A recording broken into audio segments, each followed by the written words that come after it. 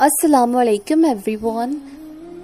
آج ہم اس ویڈیو میں شب بارات کی فضیلت بتا رہے ہیں، کتنے روزے رکھنا ہے، کتنی عبادتیں کرنی ہیں، ساری ڈیٹیلز اس ویڈیو میں شیئر کر رہے ہیں، تو اس ویڈیو کو سکون سے سنیں اور دوسروں تک شیئر کرنا نہ بھولیں۔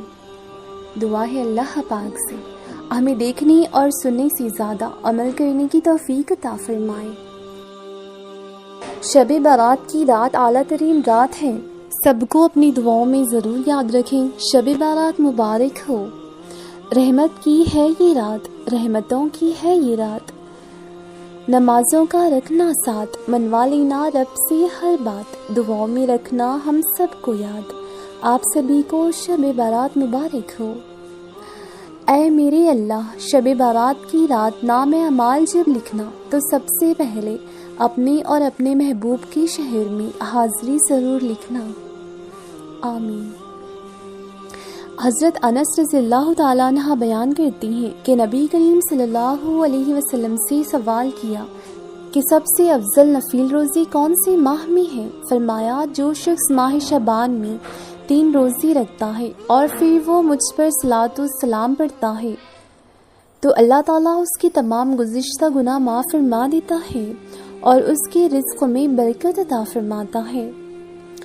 شعبان کی 14 تاریخ کو نماز عشاء کی ادائیگی سے پہلے جو کوئی 8 رکعت نفل نماز 2 کر کے پڑھے اور اس طرح پڑھے کہ ہر رکعت میں سورہ فاتحہ کے بعد 5 بار سورہ اخلاص پڑھے اور سچے دل سے گناہوں کی معافی طلب کرے اور آئندہ کے لیے توبہ کر لے تو اللہ اسے معاف فرما دیتا ہے، اور جان لیں کہ اللہ جسے معاف فرما دیتا ہے تو اس کی ساری دعاؤں کو قبول کر لیتا ہے۔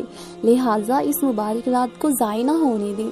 اس مبارک رات کے آنے سے پہلے ان سبھی کو معافی مانگے، ان سبھی سے دل سے معافی مانگے اور کہیں کہ ہمیں معاف کر دیں اللہ کی رضا کے لیے، اور آپ کا بھی دل جس کسی نے بھی دکھایا ہو انہیں بھی سچے دل سے معاف کر دیں، کیونکہ معافی ہی اللہ کو پسند ہے۔ جو دوسروں کو معاف نہیں کرتا اللہ تعالیٰ اسے معاف نہیں کرتا۔ حضرت عائشہ صدیقہ فرماتی ہیں میں نے آپ صلی اللہ علیہ وسلم کو ماہ رمضان کے علاوہ ماہ شعبان سے زیادہ کسی مہینے میں روزے رکھتے نہیں دیکھا۔ معاف کیا میں نے ان سب کو جنہوں نے میرا دل دکھایا، معاف کر دینا مجھے جن کا میں نے دل دکھایا ہو۔ دلوں میں منافقت کے بیج بو کے ہر کوئی معافی مانگ رہا ہے۔ معافی کے لیے دل کا صاف ہونا بھی ضروری ہے۔ معافیاں صرف اسٹیٹس لگانے سے نہیں ملتی۔ معافی کی ہے یہ رات، مغفرت کی ہے یہ رات اور شفاعت کی ہے یہ رات۔ اس رات اللہ تعالیٰ بنی کلب کی بکریوں کی بال سے بھی زیادہ لوگوں کی مغفرت فرماتا ہے، تو اس رات کو ضائع مت ہونے دیں۔ اللہ سے خوب ساری معافیاں مانگیں اور خوب ساری دعائیں کریں۔ شعبان المعظم کی 15ویں رات کو شب بارات کہا جاتا ہے۔ بارات کا مطلب نجات کی رات ہے۔ اس رات کی خصوصیت یہ ہے کہ اس رات میں اللہ تعالیٰ اپنے نیک بندوں کو خصوصی رحمت سے نوازتا ہے۔ اس رات ہر اچھے اعمال کا فیصلہ ہوتا ہے۔ اس رات ہر انسان کا فیصلہ ہوتا ہے اور اللہ تعالیٰ مخلوق میں رزق تقسیم فرماتا ہے۔ پورے سال میں ان سے ہونے والے اعمال اور پیش آنے والے واقعات سے فرشتوں کو باخبر فرماتا ہے۔ تمام مسلمانوں کو شب بارات مبارک ہو۔ میری ٹوٹی پھوٹی عبادتوں کو ایسے قبول کر میرے اللہ کہ سجدے میں جاؤں تو ہر رشتے کی دعائیں قبول ہو جائیں۔ جو کوئی شعبان کے مہینے کی 14 تاریخ کو روزہ رکھے اور افطار سے کچھ وقت پہلے باوضو حالت میں 40 بار یہ دعائیں پڑھے تو پروردگار عالم اس کی گناہوں کو بخش دے گا۔ جو ماہ شعبان کے مکمل روزے رکھتا ہے، موت کے وقت ہونے والے درد سے اللہ تعالیٰ نجات عطا فرماتا ہے، قبر کے سوالات اور منکر ناکر کی دہشت سے آسان فرماتا ہے۔ یا اللہ میں تجھ سے مانگتی ہوں ایسی معافی جس کے بعد کوئی گناہ نہ ہو، ایسی صحت جس کے بعد بیماری نہ ہو، ایسی رضا جس کے بعد کوئی ناراضگی نہ ہو۔ حضور پاک صلی اللہ علیہ وسلم نے فرمایا مجھے جبرائیل علیہ السلام نے خبر دی ماہ شعبان میں اللہ تعالیٰ رحمت کے 300 دروازے کھول دیتا ہے۔ حضرت عائشہ رضی اللہ تعالیٰ عنہا سے روایت ہے، حضور اکرم صلی اللہ علیہ وسلم نے فرمایا، میرے پاس جبرائیل علیہ السلام آئے اور کہا، شعبان کی 15ویں رات ہے، اللہ تعالیٰ جہنم سے اتنوں کو آزاد فرماتا ہے جتنی بنی کلب کی بکریوں کے بال ہیں، بس اس میں کافر اور رشتے توڑنے والے اور والدین کی نافرمانی کرنے والے اور شراب پینے والوں کو نہیں بخشا جائے گا، ان پر نظر رحمت نہیں فرمایا جائے گا۔ اس رات میں اللہ تعالیٰ بہت سارے لوگوں کو مغفرت فرما دیتا ہے، بس جو ہدایت پر آ جائیں اللہ تعالیٰ انہیں نیک کر دیتا ہے، جہنم سے آزاد کر دیتا ہے۔ کہا سنا جو بھی ہو معاف کر دینا، ایک دوسرے سے معافی مانگے رات ہے اور یہ مغفرت کی رات ہے، اور مجھے دل سے معاف کر دینا۔ اگر یہ رات آپ نے سو کر گزار دی تو یقین مانی آپ نے بہت کچھ کھو دیا ہے۔ رحمتوں کی ہے یہ رات، نمازوں کا رکھنا ساتھ، منوا لینا رب سے ہر بات، دعاؤں میں رکھنا ہم سبھی کو یاد۔ شعبان کی 15ویں رات کو شب برات کہا جاتا ہے۔ یہ رات بڑی بابرکت رات ہے۔ اس رات میں اللہ کی رحمتوں کا نزول ہوتا ہے۔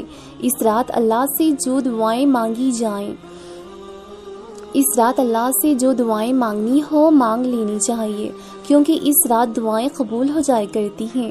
اللہ کے نبی نے 5 راتوں کا ذکر کیا ہے جن میں دعائیں رد نہیں ہوتی، ان میں سے ایک 15ویں شعبان بھی ہے، کیونکہ اس رات کو توبہ قبولیت کی رات بھی کہا جاتا ہے۔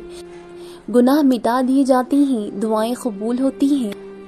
یہ وہ رات ہے جس میں آسمان اور رحمت کے 300 دروازے کھول دیے جاتے ہیں۔ اس رات بکری کے بال سے بھی زیادہ لوگوں کی مغفرت کر دی جاتی ہے۔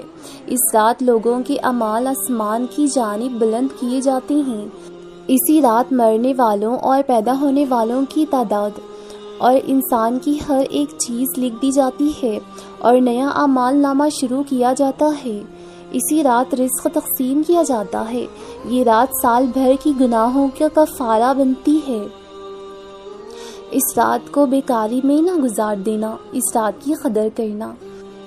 اللہ کے نبی صلی اللہ علیہ وسلم نے فرمایا کہ میں نے تمہیں قبروں کی زیارت سے منع کیا اور اب زیارت قبور کیا کرو، کہ بے شک یہ دنیا سے بے رغبت کرتی ہے اور آخرت کی یاد دلاتی ہے۔ اس رات اپنے مرحومین کو یاد رکھیں، ان کی قبروں کی زیارت کریں، ان کے لیے بے حساب ایصال ثواب کریں۔ اس رات عبادت کچھ یوں کریں کہ ایک حصے میں حضور اکرم حضرت محمد مصطفیٰ صلی اللہ علیہ وسلم پر بے تحاشا درود پاک پڑھ کر بھیجیں، استغفار کی کثرت کیجیے، پھر جو قضا نمازیں ہیں انہیں ادا کریں۔ سجدے کی حالت ایسی ہو کہ آنکھوں میں آنسو ہو ندامت کے، اور ساتھ ہی ساتھ سجدے لمبے کیجیے۔ پھر اللہ سبحانہ تعالیٰ سے اپنے دل کی دعائیں کہیں، دین و دنیا کی دعائیں، بھلائیاں مانگیں۔